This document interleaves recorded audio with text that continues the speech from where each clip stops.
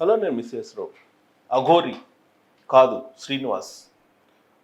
Aghori alias Srinivas, ఏదన్నా అనుకోండి. ప్రస్తుతం ఎక్కడున్నాడంటే సంగారెడ్డి జైల్లో ఉన్నాడు. ఉన్నాడు అందామా, ఉంది అందామా అంటే ఏది అనలేని పరిస్థితి. ఉన్నాడు అనలేము, ఉంది అనలేము. అలాంటి పరిస్థితి ఆవిడకి ఎందుకు వచ్చింది? అఘోరి అనేటువంటి పేరుతోటి తెలుగు రాష్ట్రాల్లో హల్చల్ చేసింది.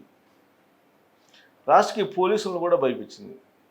పోలీసులను కూడా తాంత్రిక విద్యలు చేసి మీ అంతు చూస్తానని చెప్పి భయపించింది. మీడియాను కూడా భయపించింది. మీడియాను కూడా తనకున్నటువంటి తాంత్రిక శక్తులతోటి నాశనం చేస్తానని చెప్పేసి వార్నింగ్ ఇచ్చింది. అందుకే భారతదేశం కర్మభూమి. అలాంటి వాళ్ళని చూసి చాలామంది భయపడ్డారు. ఆవిడ జోలికి వెళ్తే ఏదో అయిపోతుంది అనేటువంటి ఒక మూఢనమ్మకం. లేదు, ఆవిడేదో పూజలు చేస్తే మొత్తం కలిసి వస్తుందని చెప్పి మూఢనమ్మకం.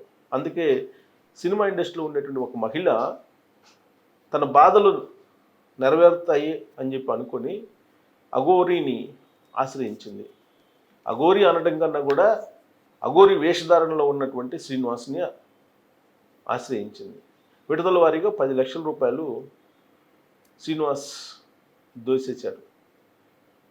ఈలోపుగా ఈ అఘోరి వేషధారణలో ఉన్నటువంటి శ్రీనివాస్ వర్షిణి అనేటువంటి అమ్మాయిని మాయమాటలతోటి లోపరుచుకున్నాడు.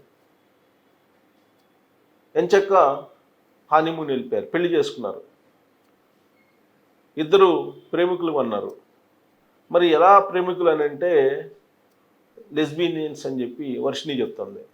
మరి ఆవిడ మానసిక పరిస్థితి బాగలేదా, లేదంటే శ్రీనివాస్ ట్రాప్ చేశాడా అఘోరి వేషంలో అనే దాని మీద ఒక పెద్ద చర్చ జరిగింది. మీడియా ఛానల్స్కి దాదాపుగా ఒక 3-4 నెలల పాటు న్యూస్ మేకర్గా ఈ అఘోరి వేషంలో ఉన్నటువంటి శ్రీనివాస్ నిలిచాడు.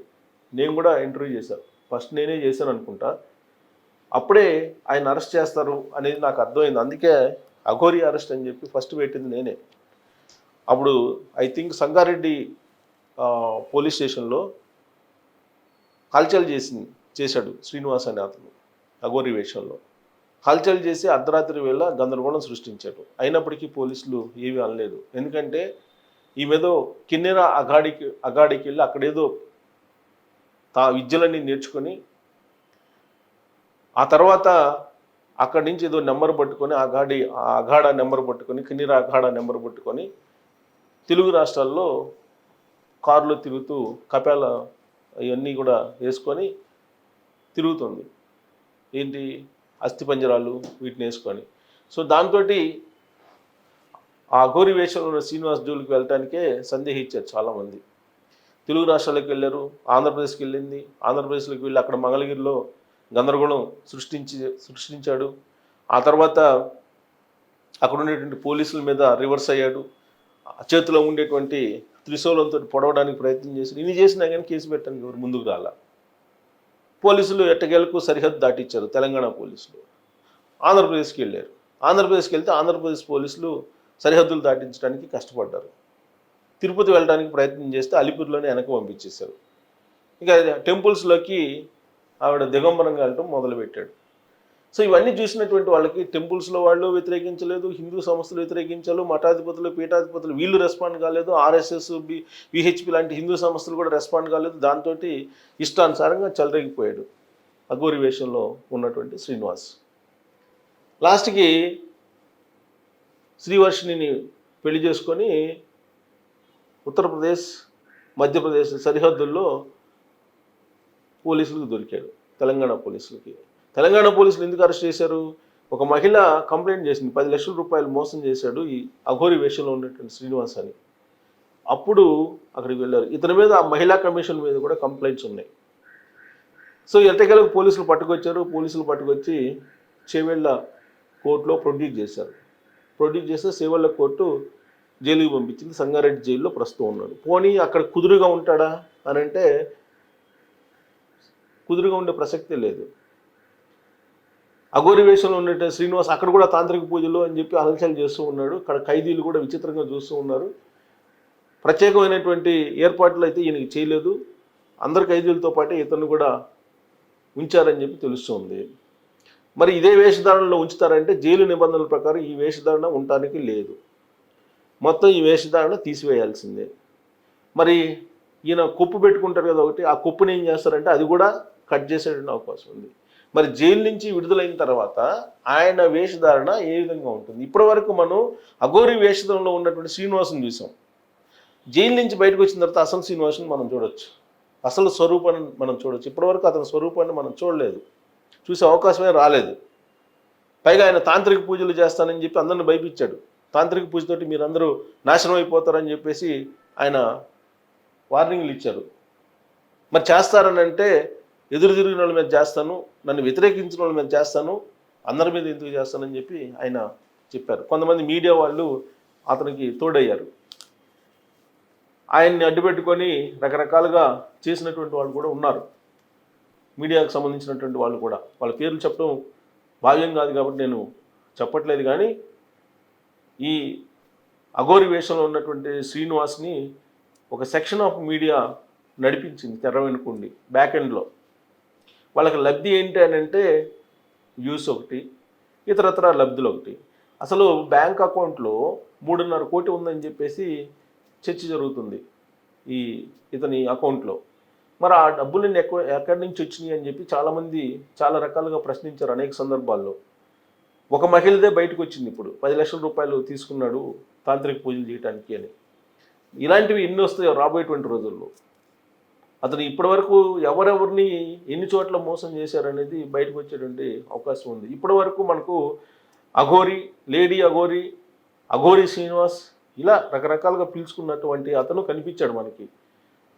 ఆ కారులో ఉండటం, ఆ కారులో అన్నీ కూడా శవాలకు సంబంధించినటువంటి ఆనవాళ్ళు, అస్థిపంజరాలు, తర్వాత ఈ తలకు సంబంధించినటువంటి ఇవి ఈ కపాలాలు వాటిని పెట్టుకొని తిరిగాడు. ఆయన కారుకు కూడా మొత్తం భయంకరంగా ఉంటుంది. ఆయన కారును కూడా ఎవరు చెక్ చేయరు, ఆ కారుకి నెంబర్ కూడా ఉండదు. విచ్చలవిడిగా తిరిగాడు, అడ్డు అదుపు లేకుండా తిరిగాడు. ఎవ్వరు ఏమన్నా లాస్ట్కి జైల్లో ఉన్నాడు. మరి జైల్లో జైలర్స్ కానీ జైల్లో ఉన్నటువంటి సిబ్బంది కానీ అతనికి ప్రోటోకాల్ ఇస్తారా, లేకపోతే ఆయన్ని తాంత్రిక పూజలు చేస్తారని భయపడతారని అంటే జైలు లోపలికి అనుమతించడానికి ముందే ఆయన వేషధారణ మొత్తాన్ని తీసేస్తారు. ఇప్పటి వరకు ఆయన ఏదో పౌడర్ వేసుకుంటారని, అది శ్మశానంలో ఉండేటువంటి ఇది కాదని, శ్మశానంలో ఉండేటువంటి బూడిది కాదని, కేవలం ఆయన పౌడర్ పూసుకొని తిరుగుతున్నాడు, వేషం, లిప్స్టిక్ వేసుకోవటం, ఇవన్నీ కూడా చాలా చర్చనీయాంశమైంది. ఎప్పుడు నాగసాధువులు కానీ అఘోరీలు కానీ ఇలా ఉండరు అని చెప్పి సాధువులే చెప్తున్నారు. ఈవెన్ అఘోరీలు కొంతమంది వచ్చి, నాగసాధువులు కొంతమంది వచ్చి కూడా చెప్తూ ఉన్నారు. లాస్ట్కి ట్రాన్స్జెండర్స్ వచ్చి అతన్ని పట్టించారు. ట్రాన్స్జెండర్స్కి అప్పచెప్తే ఖచ్చితంగా ఇతని యొక్క నిజస్వరూపం బయట పెడతారు, ఇతనికి తగిన శిక్ష కూడా వేస్తారు. ఆల్రెడీ ట్రాన్స్జెండర్స్ ఒక పోరాటం చేశారు. నిజంగా ట్రాన్స్జెండర్స్ని అప్రిషియేట్ చేయొచ్చు. తెలుగు రాష్ట్రాలకి పట్టినటువంటి ఒక రకమైనటువంటి జాడ్యం ఈ అఘోరి రూపంలో ఉన్నటువంటి శ్రీనివాస్, అతన్ని ట్రాన్స్జెండర్స్ ఏ విధంగా వ్యతిరేకించారో మనం చూసాం. వాళ్ళందరూ ఐక్యంగా పోరాడారు సమాజం కోసం. అందుకే మనం ట్రాన్స్జెండర్స్ని ఈ సంఘటనలో ఖచ్చితంగా అప్రిషియేట్ చేయాలి మనం. సో జైల్లో మరి కుదురుగా ఉంటారా అని అంటే కుదురుగా ఉండేటువంటి ప్రసక్తే లేదు. అతను ఏ విధంగా వర్షిని ట్రాప్ చేశాడు, వర్షిని లాగానే 11 మంది తనకు ఉన్నారని చెప్పి చెప్తున్నాడు. ఆల్రెడీ మొదటి భార్య ఆల్రెడీ ఇప్పుడు కంప్లైంట్ చేసింది కూడా. మరి ఇప్పుడు రెండో భార్యగా వర్షిని ఇప్పుడు వర్షిని అతను జైల్లోకి వెళ్తే తాను కూడా జైల్లోకి వెళ్తానంటుంది. అతను ఎక్కడుంటే నేను కూడా అక్కడే ఉంటానంటుంది. అందుకే ఆవిడ మైండ్ సెట్ ఏంటి అనే దాని మీద ఇప్పుడు కౌన్సిలింగ్ చేస్తున్నారు పోలీసులు. ఆవిడ తల్లిదండ్రులు కూడా వచ్చారు, వర్షిని తల్లిదండ్రులు. మరి దీనికి ఈ కథకి సుఖాంతం అయిందా, ఈ కథకి ఎండింగ్ ఇదేనా అని అంటే మనం ఇప్పుడే అనుకోలేము. ఎందుకంటే శ్రీనివాస్ అంత ఈజీగా సమాజానికి కానీ లేదంటే పోలీసులకు కానీ పోలీసు వ్యవస్థకు కానీ లొంగేటువంటి వ్యక్తి కాదు. అతను దాదాపు 4-5 నెలల పాటు 2 రాష్ట్రాల్లో హల్చల్ చేశాడని అంటే మామూలు విషయం కాదు కదా. ఎవరైనా అలా చేయగలరా మామూలు వాళ్ళు? కానీ అతను పోలీసులని త్రిశూలంతో పొడవబోయాడు, గాయపరచబోయాడు, అనేక మందిని కొట్టబోయాడు, దాడి చేయబోయాడు. అయినా కానీ ఎవరు ముందుకు రాలేదు, కేసు పెట్టలేదు, కంప్లైంట్ చేయలేదు. కంప్లైంట్ చేసినా పోలీసులు పట్టించుకోలేదు. అంటే ఏ స్థాయిలో హల్చల్ చేశాడు, ఏ స్థాయిలో భయపెట్టాడు జనాల్ని, తాంత్రిక పూజలు చేస్తానని చెప్పి అర్థమవుతుంది. సో జైల్లో కూడా ఈ తాంత్రిక పూజలు చేస్తానని చెప్పి అక్కడ జైలులకు భయపించి, లేదంటే అక్కడ ఉన్నటువంటి ఖైదీలకు భయపించి హల్చల్ చేస్తాడా, హల్చల్ చేసే అవకాశం ఉందా అనేది ఆసక్తిగా చూస్తున్నారు. అసలు ఆయన వేషధారణ ఎలా ఉంటుంది జైలు నుంచి బయటకు వచ్చేటప్పుడు అనేది పెద్ద ఆసక్తికరమైన అంశం. ఎందుకంటే లోపలికి వెళ్ళేటప్పుడు జైలు నామ్స్ ప్రకారం కంప్లీట్గా బట్టలు మార్చుకోవాల్సిందే, అలాగే కటింగ్ కూడా చేసుకోవాల్సింది. మనం చూస్తున్నాం ఇప్పుడు అనేక మంది జైలుకి వెళ్తున్నారు ఆంధ్రప్రదేశ్లో లీడర్స్. వాళ్ళు జైల్లోకి వెళ్ళక ముందు ఎలా ఉన్నారు, జైల్లోకి వెళ్ళిన తర్వాత ఎలా ఉన్నారో మనం చూస్తున్నాం. మరి శ్రీనివాస్ ఏ విధంగా ఉండే అవకాశం ఉంది, అఘోరి రూపంలో ఉండే శ్రీనివాస్ నిజ స్వరూపం బయటపడబోతుందా త్వరలో అనే దాని మీద మీరు కామెంట్ చేయొచ్చు. Thank you.